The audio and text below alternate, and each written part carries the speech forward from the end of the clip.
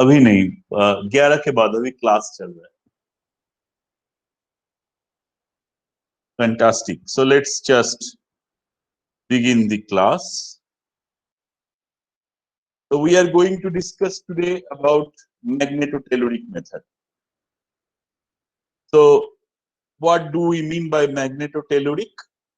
If we just dissect the word magnetotelluric, it has two parts, of course.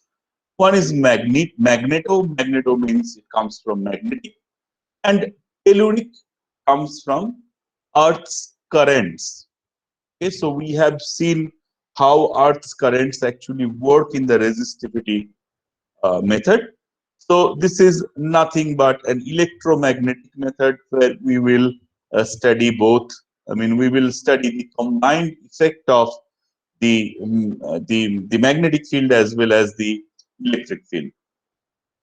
So magnetotelluric is a geophysical method that measures magnetic and electric fields that are found in the Earth. As simple as that. Basically, magnetotelluric is a geophysical method that measures naturally occurring time-varying magnetic and electric fields. Okay? So the basic difference, one of the major differences between the resistivity method and the magnetotelluric method is here we don't actually put any anthropogenic source in case of magnetotelluric. Here it is all natural. Okay? It's the naturally occurring electric and magnetic fields of the Earth, but then we see how it varies with time. So from these measurements, we can derive resistivity estimate of the subsurface from the very near subsurface to 10,000s of feet. Okay, so in this case also the major profile that we create are nothing but the change in resistivity. Okay, like the resistivity method. Here also we see how the resistivity varies from one layer to the other. Like in seismic, we see how the acoustic impedance varies from one layer to the other. Similarly, in resistivity method, we see how the resistivity varies from one layer to the other. Here also we see how the resistivity varies from one layer to the other. Now, what is the difference between then? I mean, why would I need a magnetotelluric method if I already have a resistivity method? That question might come to you. So now, the resistivity methods are generally shallow. Shallow maybe a few kilometers. Okay, but then maybe 1 or 2 kilometers at max, 500 meter, 1 kilometer, 2 kilometers max. So that is where its limit is kind of limited, okay? Because you cannot essentially create, safely enough current that can penetrate beneath that. And if the current doesn't penetrate beneath that, you will not be able to image it, right? Now, however, these magnetotelluric methods, of course, I mean, they are natural, but they have a very high depth. Okay? I mean, it can go all the way up to, tens of thousands of feet, okay, from the very surface to the tens of thousands of feet. Now, the other question then comes, then if you already have a magnetotelluric method, which can go from the shallow subsurface to all the way up to 10,000s of feet, why do I need a resistivity method then? The reason because resistivity method has a higher resolution. Okay? It can resolve layers in a better way in the shallower part where your interest might lie. But then the magnetotelluric method also provides the picture of resistivity, how it varies with depth, but then the resolution is less. Of course, the depth of penetration in case of the magnetotelluric method is way more than traditional resistivity method. Okay. So, what is the source of these empty signals? The magnetotelluric signal, the signal that we are interested to use in this particular technique. So there are two types of signals that we will work with. One are the low frequency signals and the other ones are the high frequency signals. So the low frequency signals, which are generally less than 1 hertz or 1 cycle per sorry, 1 cycle per second. The source of the signal is the interaction of the solar wind with the Earth's magnetic field. Okay. So, the solar wind has charged particles in them, okay? And then that creates an electric field which interacts with the Earth's magnetic field, and that creates these low frequency signals, okay? So, as solar storms emits streams of ions, this energy disturbs Earth's magnetic field and causes low frequency energy to penetrate the Earth's surface. I hope this was clear to you. Okay, that is the source for the low frequency signals. Whereas the high frequency signals, which is greater than 1 hertz, is created by worldwide thunderstorms. Okay, so now you can see that the low frequency signals are always coming at a particular place. If you say, for example, if I want to do a magnetotelluric low frequency magnetotelluric survey today at Bhopal, I will be perhaps be able to do it. I mean, the solar wind might be strong, might be weak, but I mean, it's non-existent. It's never non-existent, but you will be able to actually use it anytime throughout the year, anywhere. Now, for the high frequency signals, of course, it is the magnetic field is still the magnetic field of the Earth, but the electric field is created by the worldwide thunderstorms. Okay, usually near the equator where there are more thunderstorms. Okay, the energy created by these electrical storms travel around the Earth in a wave guide between the Earth's surface and the ionosphere, with some of the energy penetrating into the Earth. Okay. So this will give you a pictorial representation of what we are trying to talk about.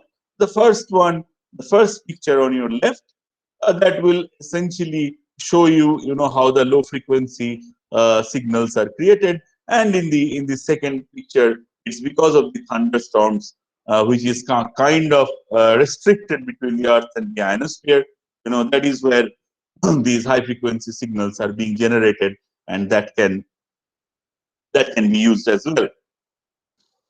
Now, both of these sources of signal create time varying electromagnetic waves. Okay, although these electric and magnetic fields are small, they are measurable. Okay, the good thing is we have right now such instruments with very high sensitivity that you can measure the change of such signals. Okay, so that is a good news. The bad news is that these signals varies in strength over hours, days, weeks, and even sunspot cycles, which is about 11 years, and creates an increase in the number of solar storms. Okay, so the problem is it's actually time varying. So it is not constant.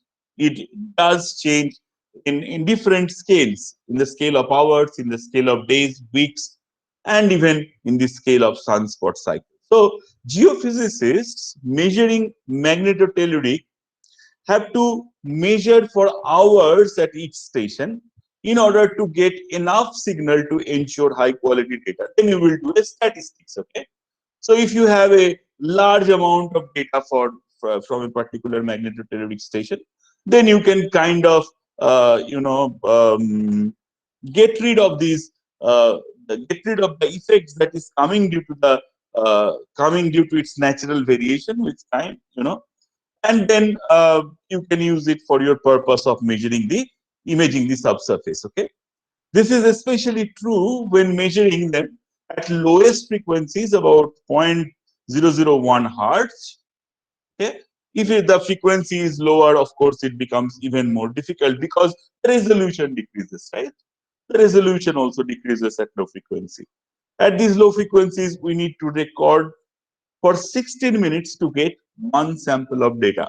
Yeah, one data takes 16 minutes to be recorded. Okay, and then maybe you need thousands of data to say something meaningful about a particular area. Okay, I mean about a particular location, not an area, about a particular location. Then you perhaps need another 100 measurements in that section to talk about what is beneath. Okay, so this means we really need to record for several hours just to get a decent statistical average of good data. Okay, so that is one of the major disadvantage of using magnetotelluric method. Okay, so there are two disadvantages. One we talked about.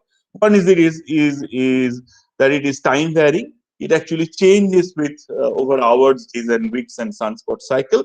So you have to, for that particular reason, you actually have to average it out. You have to have a statistical average for to get a meaningful signal out of it. Now then, for low frequencies data, it's even more. So the major problem is for a magnetic station to get even one data, you have to take you have to measure them for a long time. Say, for example, if you think about resistivity or if you think about seismic, they're instantaneous. You just make the disturbance or you pass the current and you get the signal instantaneously, right? It is reflected and you get it instantaneously. But for magnetotelluric, it is not the case. You have to really uh, record the data for quite some time. So, in spite of having these disadvantages, there are some very useful areas where magnetotellurics are exclusively used. And let us see what are they.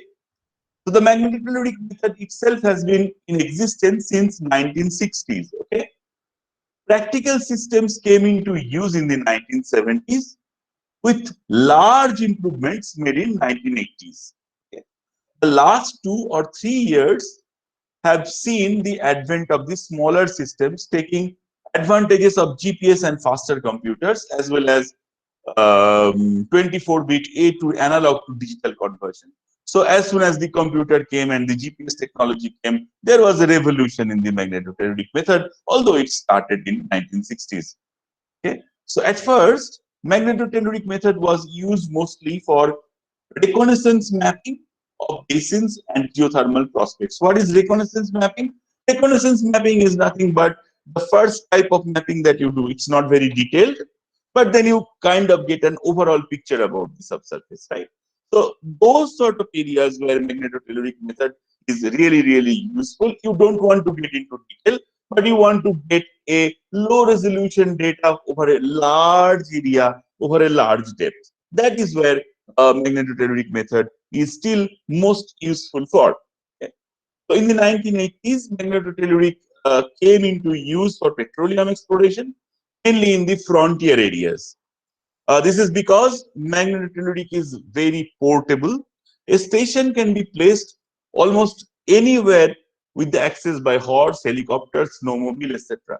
So when we discussed about seismic, we talked about land seismic. You remember I mentioned that it is very difficult. It becomes fairly impossible to carry out a seismic survey in the mountains, right? Simply because you have seen the size of those trucks which carries the hammer which pounds on the ground to create the vibration, right? So it becomes almost impossible to carry out seismic survey on the mountains. But that doesn't mean that there is no oil and gas beneath the mountain. So if you want to image the subsurface beneath the mountains, what is your alternative? One of the alternatives could be magnetotelluric method, simply because it is extremely portable. You don't really, because you don't need a source. I mean, you don't need to take such large trucks there. You just have a small station which you can place in on any parts in the mountains. Okay, you can carry it in a helicopter, horse, snowmobile. If the mountains are like covered with snow, and then you can place it. Okay, so but the resolution of the data will be less. You will see that, but of course it's most portable. And magnetotelluric works best where seismic has problems, as I just mentioned, like areas with high velocity cover, as volcanic provinces, overthrust, carbonate cover, salt. I'll show what figure 3 is. It's typical coordinate candidate for magnetotelluric. Okay, so also for seismic, there is another problem. Besides, I mean, even if the terrain is not hostile, uh, if you have, say, for example, the oil and gas actually resides in the sedimentary rock, right? And if the sedimentary rock is kind of covered by, volcanic provinces, we will see later on what overthrusts are, or carbonate covers are, or salts. And beneath that, you have the sedimentary layers where you have the oil and gas. What happens? What does this layer do? They attenuate the seismic signal to a large extent. Most of the seismic energy is kind of absorbed in these layers. So there is very little energy left which can penetrate beneath in the sedimentary layers to actually get you the right kind of signal. So in those areas as well, magnetotelluric method is extremely useful. These days, magnetotelluric can be used in frontier areas where seismic acquisition is difficult or prohibitive. We talked about it. Magnetotelluric can be used in lieu of seismic in areas where seismic acquisition is not possible. So this is one such area. You can see here, this is mountainous, not only mountainous, and this is also field. I mean, there is a large carbonate cover at the top. So it will be really, really very difficult to carry out a seismic survey here. Okay. So now, of course, magnetotelluric can be useful here. So what magnetotelluric can tell us about the subsurface? Okay. In this particular picture, what you of course observe that different type of lithology has different type of resistivity. Okay, clay, shell, volcanoplastic sandstone. So this is more or less my clastic sedimentary rocks. And you can see the carbonates are like 1 order magnitude higher. Okay. And then igneous rocks and volcanic rocks are like, 100 to 10 to 100 order magnitude higher in resistivity. Okay. So this is how the general resistivity varies. So just by looking at the resistivity profile, you can actually say, what sort of lithology is there. So the main parameter that is derived from magnetotelluric is resistivity. The main factor affecting resistivity is lithology. However, the parameters can come into play as well, like the pore pressure fluid, pore fluid pressure, temperature. Okay, these can also change resistivity a little bit. We talked about how fluid actually changes resistivity in the last class, if you remember. It depends on what sort of fluid is inside, whether it is water, whether it is oil and gas, even if it is water, whether how much amount of salt is dissolved into the water. Okay, if the amount of dissolved salt is more, that means it's more ionized. The chances of it being more ionized and it is more conductive. Okay, so figure 4. This is the figure which shows how resistivity varies with lithology, and this is given in ohm meters. Okay, this is the vertical scale is ohm meter. Okay, and just what I said, that the plastic rocks and the carbonates and the volcanic rocks have very different resistivity. Okay, so the deeper the unit is, the thicker it has to be in order to be mappable by magnetotelluric. Okay, so if I go deeper, like any technique, of course the resolution decreases. Okay, so what it means that if I don't have a considerable thickness of that particular layer, if it is deep, it will be very difficult to actually resolve it with magnetotelluric data. We will see. So generally, you will see, as I said, there is a resolution is for the images that comes out from magnetotelluric method. The layers are imaged really, really thick. Okay, because magnetotelluric needs resistivity contrast to be present in order to map boundary. Because these units need to be fairly thick to be mapped, the sections will not have resolution like seismic section, as I said. Okay? And maybe seismic resolution is of around 20 meters, whereas the magnetotelluric method's resolution could be in the 100 meters or so. If their thickness is less than 100 meters, you will not be able to resolve it. Okay, but then the advantage is it's very, very portable, and you can actually do it anywhere you like, and then it can penetrate to a very greater depth. Okay, so this is a typical setup of a magnetotelluric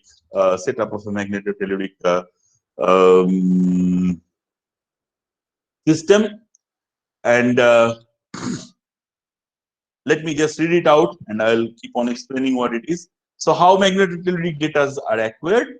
A magnetotelluric crew will normally acquire between 2 and 6 stations at the same time. Okay, so the crew is kind of sitting somewhere here, and these are individual stations. There are like 6 stations, 2 to 6 stations are like placed in an area. Okay, so one magnetic station consists of a setup as shown in figure 5. In this figure, the stations can be anywhere from 1/4 of a mile to 10 miles apart. depending on the type of survey that you want to do. If you want to increase your lateral resolution, of course, you will have a closely spaced station. If you have, if you are happy with the low resolution, low lateral resolution, then you will have far spaced stations, of course. At each magnetic station, 5 measurement channels are recorded. Okay, they are magnetic field in 2 horizontal directions and vertical directions, and electric fields in 2 horizontal directions. Okay, so electric fields Ex and Ey. Okay, these are the electrodes that is measuring the electric field, and then there are 3 mutually perpendicular magnetic receptors. Okay, so the horizontal measurements are at 90-degree angles to each other. Say, for example, one in along north, one along east, and close to the level as close to the level as possible. So you just dig a small hole and you place your electrodes. Okay. The vertical electric field is not measured because it is assumed to be 0. The directions are labeled as X, Y, and Z, Z being the vertical direction. The electric field is abbreviated as E. Okay, so Ex, Ey are my electric fields, and the magnetic fields are abbreviated with H. Hx, Hy, and Hz. Okay? So 10 to 30 channels are recorded at one time. More channels could be recorded, but it is usually limited to logistics. Okay, so the magnetic fields are measured with the type of magnetometer, basically the magnetometer that we have studied with previously. Okay, and the electric fields are measured with electrodes, of course, and they are buried inside. The magnetic fields are measured. We talked about it. Okay, the electric fields are measured with long antennas or dipoles. They are nothing but electrodes. Usually, wires about 300 to 500 feet long. The ends in the wires are connected to ports. Sealed contains few inches in diameter, about 6 inches high. It's not that relevant. Let's just get into the actual part of the data, part of the business. Because the wires are susceptible to wind noise, they are usually placed directly on the ground so that it doesn't move around. Because if it moves around, it creates another magnetic field in your data. Okay, and that can mask your actual data and create more noise. Hence, you don't want that, so you keep them firm on the ground. Okay? So then the data is when you measure, the data is sent to a laptop computer where they are digitized and recorded in digital media. Okay. Earlier, these were recorded in, of course, in the analog system, and then analog to digital conversion used to be done. So now this is a typical magnetotelluric data. It looks like so actual magnetotelluric time series recording. The amplitude of electric and magnetic waves are measured as a function of time. Channel 4, 3, 2, 1 respectively correspond to X, Ey, Ex, Ey, Hx, and Hy. Okay. So the electric and magnetic fields are measured as a function of time, as you can see. So the x-axis here is in time. An example of time series shown in figure 6. This is figure 6. Notice how the signals coincide with each other. Okay. You see the type of the signals are very similar, right? If you just look at the way the sine curves are moving, they are very, very similar looking. Okay. The 4 channels from top are Ex, Ey, Hx, Hy. Remembering basic physics, the electric field in the x direction Ex should correlate with the magnetic field of the y direction Hy. Okay. So your Ex, that means your number 4 channel, should be analogous to Hy. That means my number 1 channel. Okay. And similarly, Ey electrode with Hx. Hz is not shown, is recorded only to give us information about the geological strike. That's all. Okay. We will use Ex, Hy, Ey, and Hx to tell us about the subsurface resistivity. These are the 4 things that we are going to use to understand how the resistivity actually is there. The data is then synchronized with GPS signals, global positioning system signals. This is important because as we record 2 or more stations at one time, these data are compared with each other for noise. Okay? So if there are 2 stations which are very close by, you don't expect them to have very different signal, right? If you see, you don't expect geological variability, but you still see some sort of difference in pattern between 2 stations data. What would you do? You essentially would cut out, it would help you to cut out the noise from the data. Okay? This particular method is known as remote referencing, allows the data at one station to be compared with another data, recorded at exactly the same time and compared for coherency. Any non-coherent data thus, are thrown out as considered as noise. Okay, this greatly improves the data quality. Recording at each station takes 6 to 18 hours, depending on the signal strength and survey parameters. Okay, now let me ask you if you have a question so far, guys. I have been speaking for so long. Guys, you have a question? Or is it clear so far?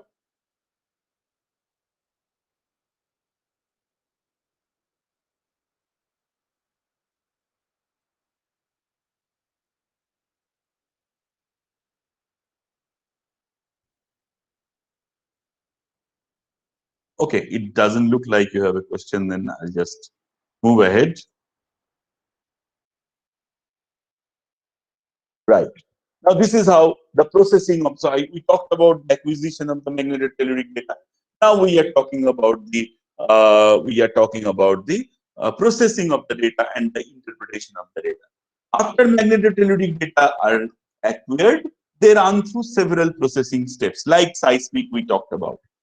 In part, noise is removed from the data. Examples, the noise of thunderstorms, power lines, pipelines, trains, they all actually emit electromagnetic signals. And they actually come as a spike. So you have this beautiful data set, and all on a sudden, if you see a spike, which doesn't make sense, you can remove that spike, and that spike could be related to maybe a train going through that area. Okay, maybe suddenly there is a thunderstorm, or an electrical cable that is being encountered. So those will all affect your signal, but you can easily filter them out just by looking at the spike characteristics. Okay. Part of the processing involves comparing the data at one station to another station that are recorded exactly at the same time, which we just talked, remote referencing, that is what we call. As noticed above, any coherent signal between 2 stations is considered noise and discarded in the time series. Okay, there it is removed from the time series. The magnetotelluric measures changes in the electric and magnetic field with time. The data are transformed from time domain to frequency domain. Now, this is an important step. So the time domain is now to change it to frequency domain. Okay. At each station, about 40 points in the subsurface are derived as a measurement of apparent resistivity and phase versus frequency. Okay. I'll explain what it is. Let me just go ahead, and you will be able to understand. So you can see here in the x-axis. So what was there in the x-axis? Here I had time, and the y-axis I had resistivity. So what I am doing here, I am essentially changing this x-axis, the time axis, to frequency, right? So you know how time and frequency can be changed. Its frequency is 1 upon time, right? So let me find the right word to explain this one. Okay, so some sample of magnetotelluric data is shown in figure 7. If I explain, I hope it will be clearer to you. which shows apparent resistivity in ohm meter versus frequency in hertz. The data are plotted on log-log curve, where 2 means 10 square or 100 and 0 means 10 to the power 0, that is 1. It should be remembered that lower the frequency, deeper the information. So, why there are two curves? One curve shows the apparent resistivity determined from the electric field, for example, in the north direction, and the magnetic field in the east direction. They will be similar. And the other one, the other plot of the data are the two orthogonal fields. Okay? So hence, at every magnetotelluric data, we get two curves. These data are processed that they align approximately along the geological dip and geological strike, regardless of the layout of the field. The processing takes place hours per station. Okay? So now let me try to explain. Okay. So you have your you have one resistivity obtained from your EXHY and another from HXEY. Okay?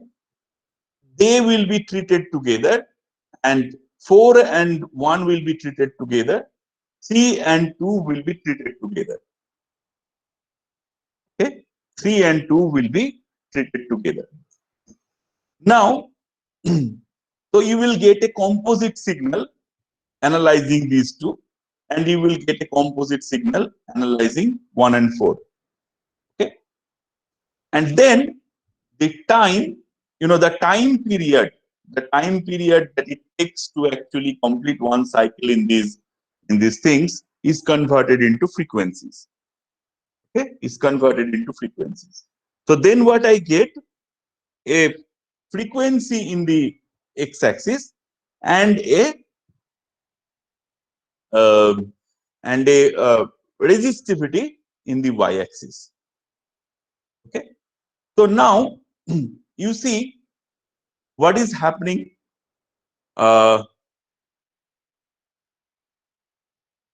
Let's say,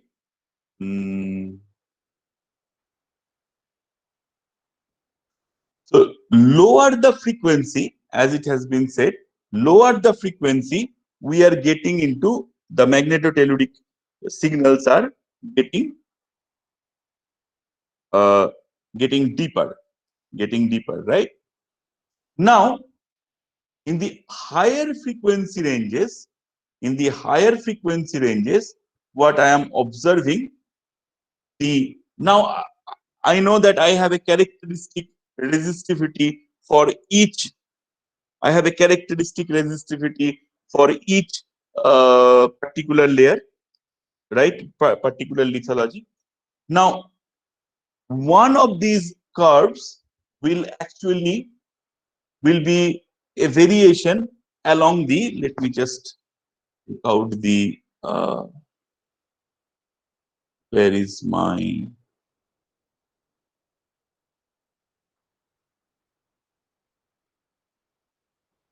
whiteboard? Just had my whiteboard open.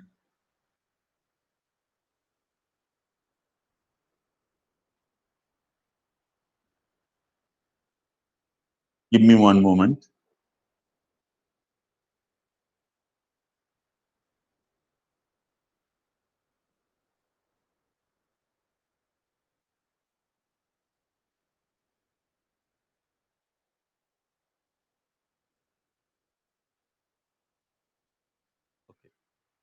So suppose there are beds,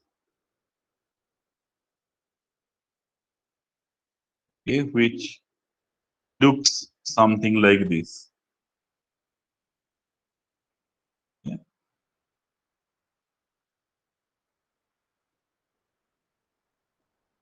Not draw it properly.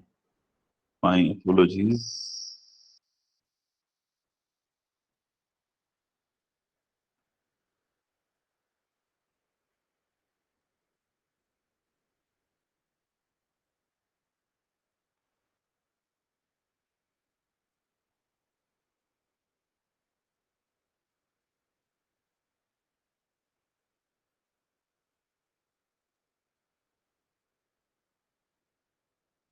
This is the horizontal, right? So you know this is the dip, and this is the strike of the beds. Okay. So the way I am trying, I will align my magnetic receptor and my electrical receptors are like this. So suppose this is the direction I have kept my EX and also HY, and this is the direction I have kept HX and EY. Okay, so from EX I have got a signal. From HY I have got a signal which would look very similar, simply because I'm measuring resistivity in both of them. Okay, so I will combine these two. Okay, and similarly, so this is EX, this is HY, this is time, this is resistivity in ohm meter. Okay, and then I will also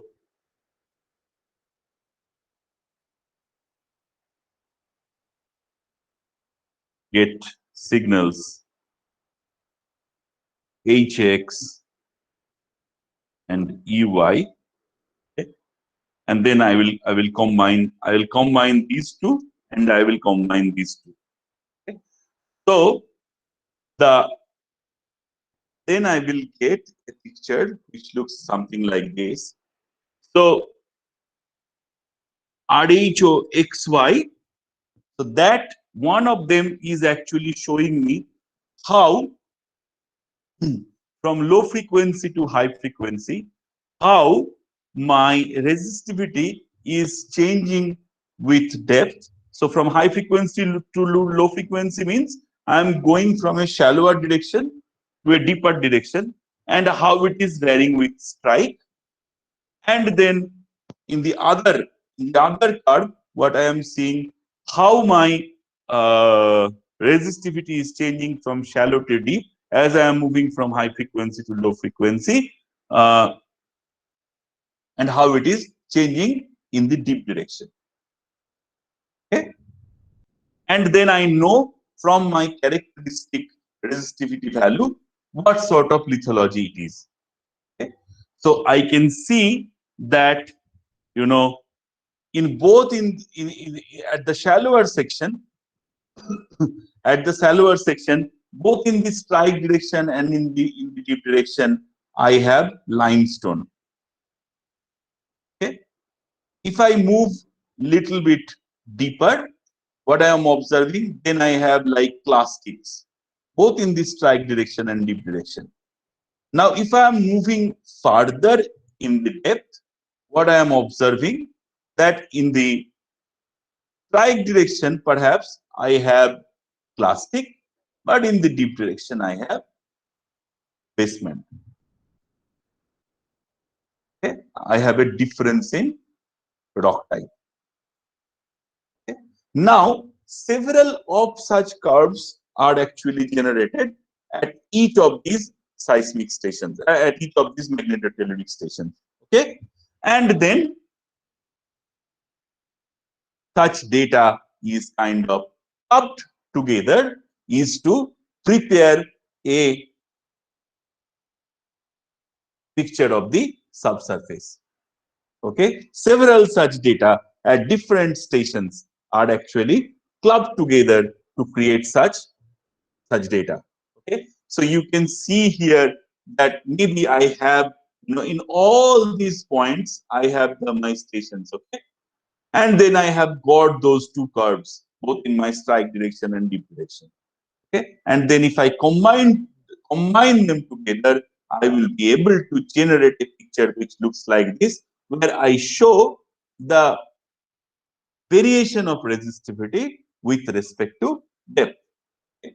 Like in here, I can see I have basalt, then I have clastic, and I have basement. Now you can observe here what is the resolution. This is 20,000 feet. So this is around 15,000 feet. So I know there is a 15,000 feet of basalt cover. Okay, it could resolve this thin, but this is also hundreds of meters. Hundreds of feet. This small sliver is also of hundred of feet resolution. So I could, mota I could actually differentiate basalt, clastic, and basement. That's about it. Similarly, here I observed clastic, limestone. Limestone, there is some plastic here, and then from the data I could interpret a thrust. Okay. So, what are the current applications of magnetotelluric method? There are hundreds of magnetotelluric systems in use throughout the world for petroleum exploration. Of course, they're used in China, Japan, India, in many oil companies. But where they where do you use it? You do it for sometimes for reckonatory purposes, where you want to get a overall idea about an area, low resolution data. You do it in the areas where you have a very difficult so say for example where the seismically high velocity cover, like I have a basalt, like you can see. So if I want to shoot seismic here, what would happen? I will not be able to image the subsurface properly because the seismic signal will get attenuated a lot. Okay, and then the energy will be lost. It will not be penetrative enough. Okay. So such examples: Italy, North Korea, Northern Africa, China, Japan, Western United States, Colombia, Turkey, Greece, Albania, Jordan, Greenland, Pakistan, Arabian Peninsula, Papua New Guinea, Gulf of Mexico. All of these areas do use magnetotelluric quite frequently. And then, of course, these are some of the case studies as we talk about. You can see here. Don't be too hanged up on them, but you can see here how there are some case studies given in Laudy's book as well. Here, the magnetotelluric was used simply because I have a thick basaltic cover and what sort of thing that they could resolve. Here, they used it because of the over thrusting. Why over thrusting it is important? Because this limestone has come all the way up here because of the thrusting, and this also becomes challenging to do seismic here. Always, most of the time with over thrusting, you also have big mountains standing up. Okay, there also you do such type of surveys. This is an example in Turkey. Okay, so this is so you can see this is how the seismic looks like.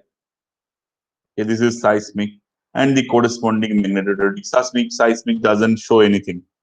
Yeah, but magnetotelluric, at least you get some overall idea. Okay, because it has a volcanic cover on the top of it. Okay, so there's granite over thrust. It has over thrusting as well as a volcanic cover on the top. Hence, you used magnetotelluric here too. Okay, so that ends the discussion on magnetotelluric. I am happy to answer any question if you have. Please go ahead.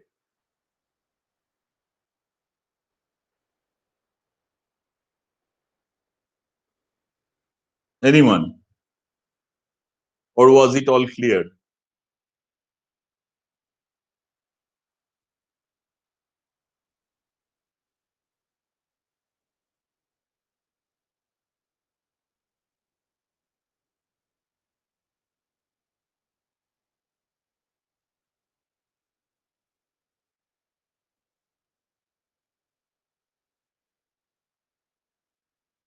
Rahul, Meenakshi, Anshuk, tell me, are you guys okay with it or need more clarification? Naveen, Kavin, come on. Okay, very good.